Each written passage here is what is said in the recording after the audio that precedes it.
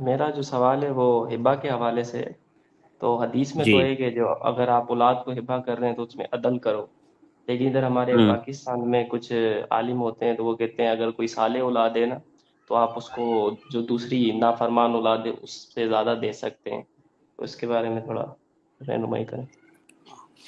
اگر کسی عالم نے ایسا کہا ہے کہ ہبہ کے باب میں صالح اولاد کو زیادہ دو، اور جو طالح اور بری اولاد ہے یا بد کردار اولاد ہے یا گناہ میں ملوث اولاد ہے اس کو کم دو، تو یہ غلط ہے۔ کیوں؟ اس کی وجہ کیا ہے؟ اولاد کے درمیان جو عدل کرنا ہے، یہ اس کا سبب کیا ہے؟ اس کا سبب ہے ان کا اولاد ہونا، اس کا سبب ان کی صلاح و تقوی، ان کی پرہیزگاری اور ان کی نیکی جی سبب نہیں ہے۔ اگر نیکی سبب ہوتی تو ہم کہتے کہ جو نیک ہے اس کو زیادہ دو، جو نیک نہیں ہے اس کو کم دو، لیکن سبب ان کا اولاد ہونا ہے، اور اولاد ہونے میں تو سب برابر ہیں، چاہے کوئی نیک ہو یا بد ہو، وہ اولاد کہتے ہونے ہیں کی صفت میں تو دونوں برابر ہیں۔ وہ کہتے ہیں کہ یہ اجرت کے طور پہ اس کو دی جا رہی ہے جو وہ خدمت کرتا ہے اپنے ماں اللہ باپ کی، اور اس حوالے سے بھائی، یہ کنٹراڈکشن ہے۔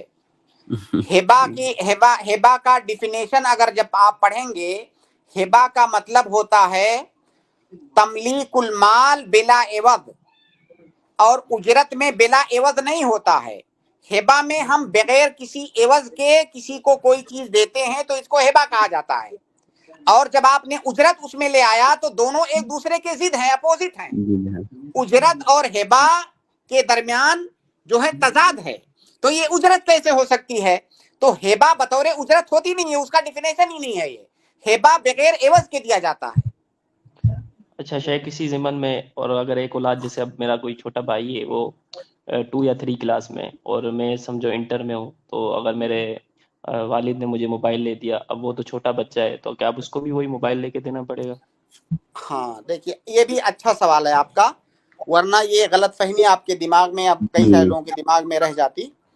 یہ جو ہبا کے درمیان، ہبا میں بچوں کے درمیان جو عدل کرنا ہے، مساوات کرنا ہے، یہ کن چیزوں میں کرنا ہے؟ یہ جو بنیادی نان و نفقہ اور بنیادی ضرورت ہے اس میں نہیں، بنیادی ضرورت سے اوپر جو آپ دے رہے ہو اس میں۔ آپ جیسے مان لیجئے ایک بچہ ابھی 4 سال کا ہے، ہو سکتا ہے ایک روٹی میں اس کا پیٹ بھر جاتا ہو، دوسرا بچہ 15 20 25 سال کا ہے، وہ 4 روٹی کھائے گا، تو کیا اس کو ناانصافی کہیں گے؟ نہیں، یہ ناانصافی نہیں ہے، اس کی ضرورت 4 روٹی ہے، اس کی ضرورت 1 روٹی ہے۔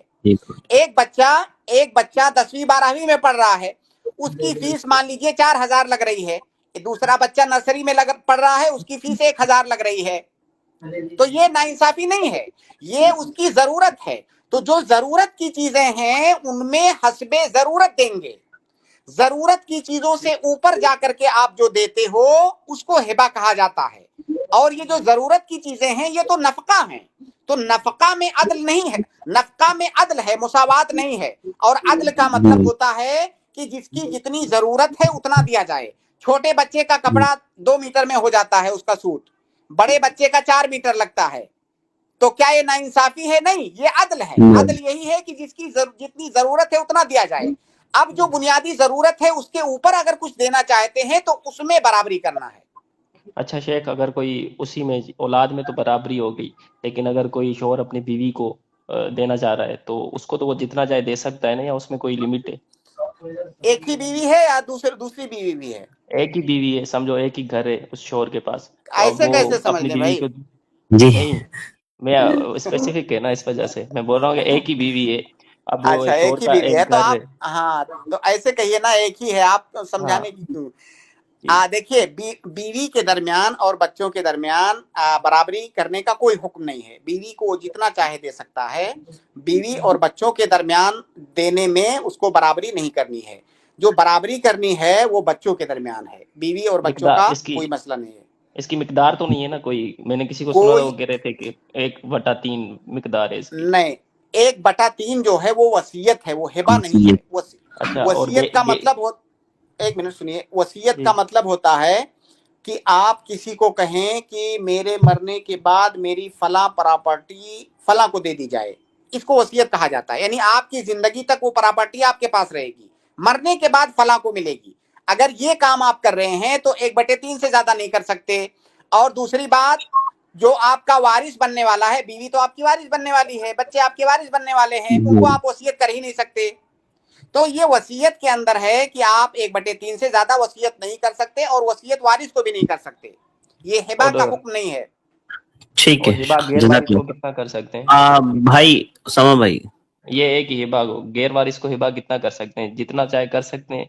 जैसे एक ही घर है किसी के बिल्कुल पास, वो किसी गैर वारिस को हिबा करना चाह रहा है तो कर देता बिल्कुल, है। जितना चाहें उतना कर सकते हैं, बशर्ते कि हिबा करने का जो टाइमिंग है, ऐसा नहीं कि आप बीमारी में, सख्त बीमारी में हैं, मायूस हो चुके हैं, मरजुल मौत में हैं और आप जितना चाहें हिबा कर सकते हैं। अगर मरजुल मौत में हिबा कर रहे हैं तो 1/3 से ज्यादा नहीं कर सकते, क्योंकि मरजुल मौत में हिबा ये वसीयत के हुक्म में हो जाता है।